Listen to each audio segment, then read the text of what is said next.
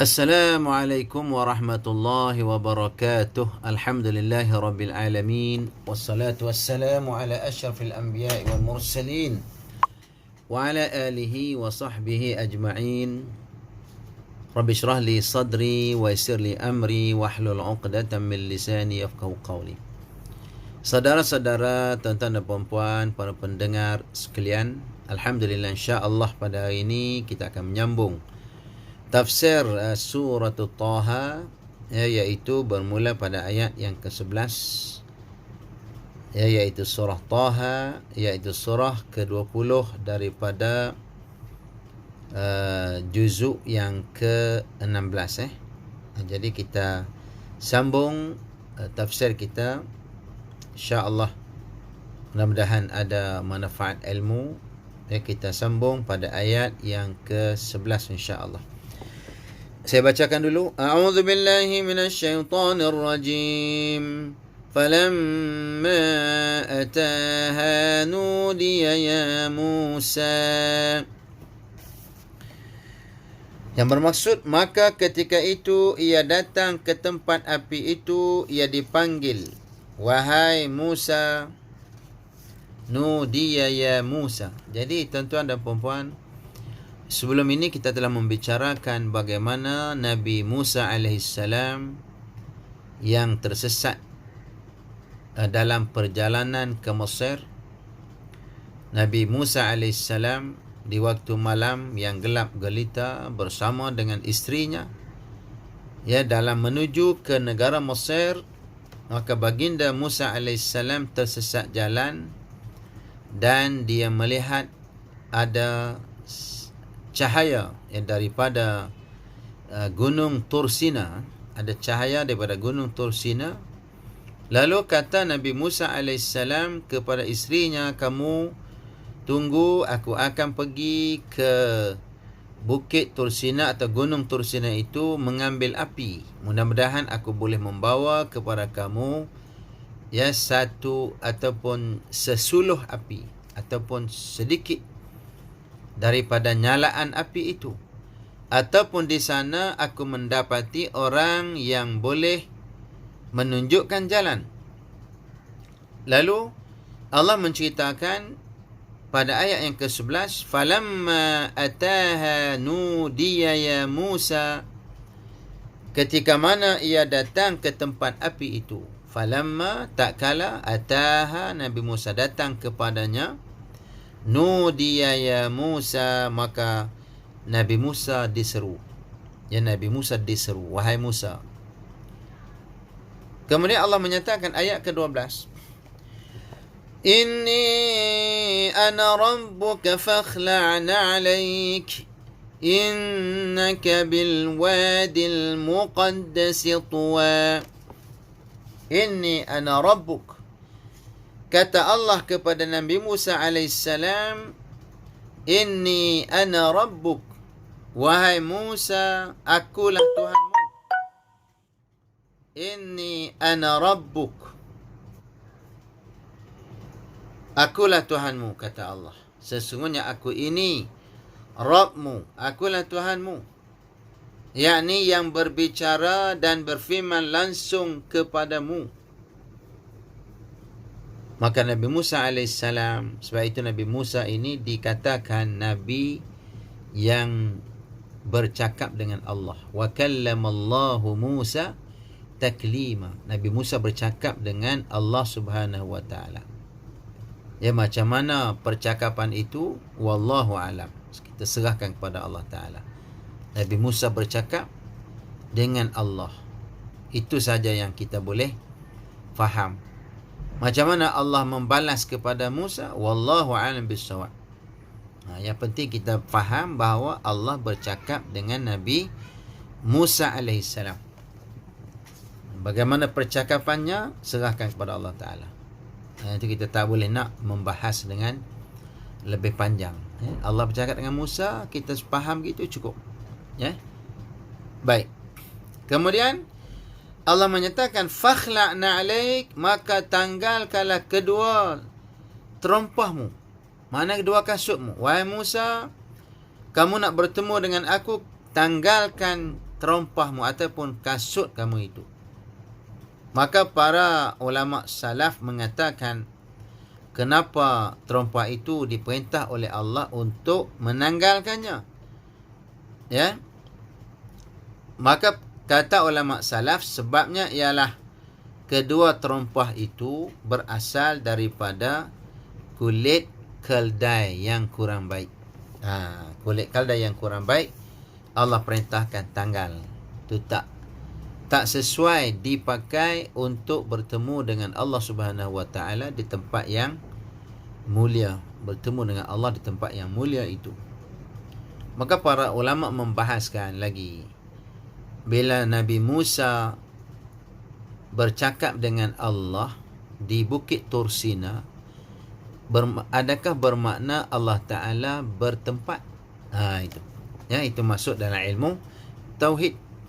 Kata ulama, Tursina itu adalah tempat Nabi Musa, tapi bukan tempat bagi Allah Ta'ala. Tempat Nabi Musa alaihissalam bukan tempat bagi Allah. Jadi mudah kita faham.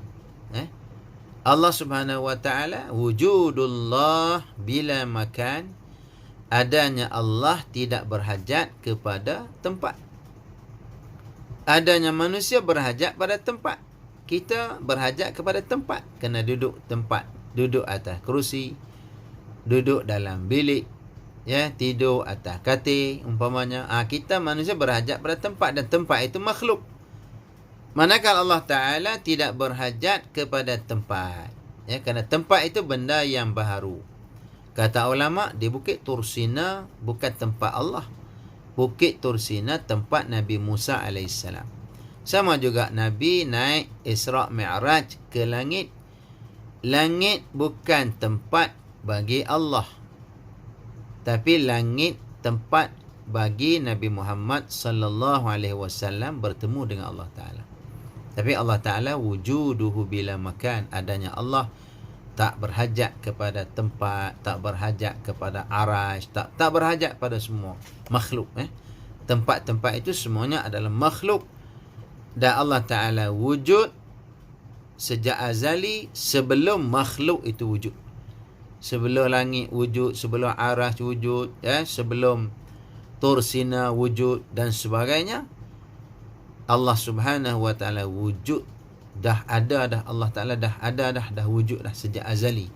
Sedangkan makhluk itu belum wujud. Jadi jelas. Jadi kalau orang kata adakah Tuhan berada di Tursina, jawabnya tidak. Ya, adanya Allah tanpa tempat, dan Tursina itu adalah tempat bagi Nabi Musa alaihissalam. Itu jelas, kita kena faham di situ. Jadi kita tak boleh kata Allah Ta'ala adanya bertempat ataupun berarah, kiri, kanan, depan, belakang, ataupun berjisim. Tidak. Maha suci Allah daripada segala sifat-sifat baharu. Jelas itu akidah yang kita pegang. Fakhla'na alaik, tanggalkanlah dua kasut kamu itu. Kata ulama salaf, sebab apa kena tanggal? Sebab terompah itu daripada kulit keldai yang tak baik.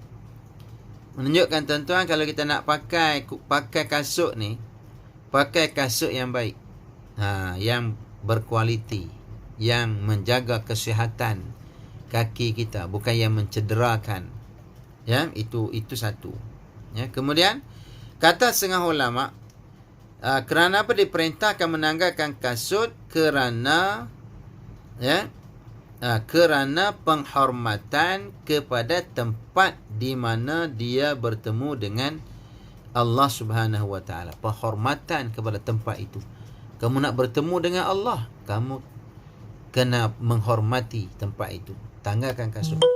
Jadi tanda kalau orang datang rumah kita, masuk dengan kasut-kasut sekali, maknanya dia tidak menghormati tuan rumah.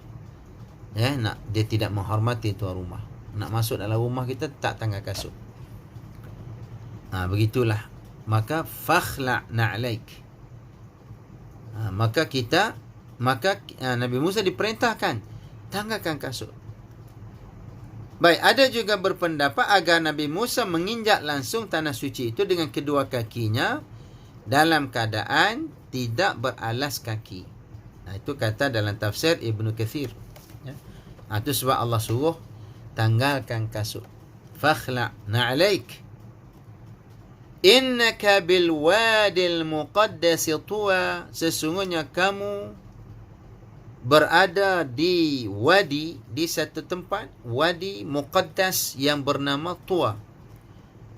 Kata Allah, kamu sekarang ini berada di lembah Tuwa. Tuwa tu nama tempat. Kata Ibnu Abbas, ia adalah nama suatu lembah. Ya. Nama suatu lembah, nama tempat. Tuwa, nama tempat itu. Jadi kalau pergi Tursina, adalah tempat tu yang dilabelkan Tuwa. Ada dikatakan, kita pun tak tahu secara pasti kan. Allah yang mengetahui sebab benda ni dah lama. Maka dikatakan ada tempat itu yang dinamakan sebagai lembah Tuwa, tempat Nabi Musa AS lalu di situ, berada di situ. Innaka bil wadil muqaddas Tuwa. Wa ana akhtartuka fastami' lima yuha. Dan aku telah memilih kamu. Ya, aku telah memilih kamu, wahai Musa. Wa ana akhtartuka fastami' lima yuha. Maka dengarlah apa yang akan diwahyukan. Ya, fastami' lima yuha. Dengarlah apa yang akan diwahyukan kepada kamu. Maksudnya sekarang dengarkanlah apa yang akan aku katakan dan wahyukan kepada kamu. Sesungguhnya aku ini adalah Allah, tidak ada ilah yang hak yang sebenarnya melainkan aku, kata Allah. Dan inilah kewajipan pertama yang dilimpahkan kepada para mukallaf, iaitu hendaklah mereka mengetahui bahawasanya tiada Tuhan yang sebenarnya melainkan Allah, yang tiada sekutu baginya. Lalu Allah perintah, fastami' lima yuha. Innani ana Allahu la ilaha illa ana fa'budni.